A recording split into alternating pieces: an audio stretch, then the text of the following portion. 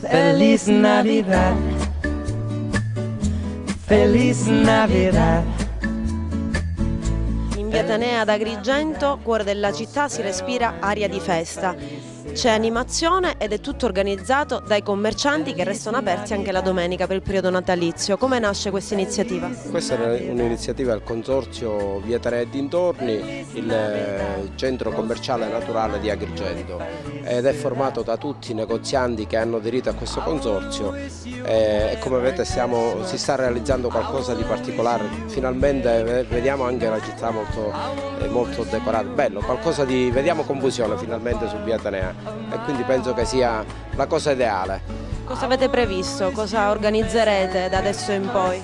Ci sono diverse manifestazioni e oggi ci sarà la casa di Babbo Natale, gli artisti di strada e tante altre iniziative interessanti sulla Via Atenea e dintorni. Comprende Via Atenea e dintorni, via Pirandello, piazza San Francesco, via Cesare Battista e quant'altro, via Gioeni e via Atenea logicamente. Prospero año y felicidad, Feliz Navidad,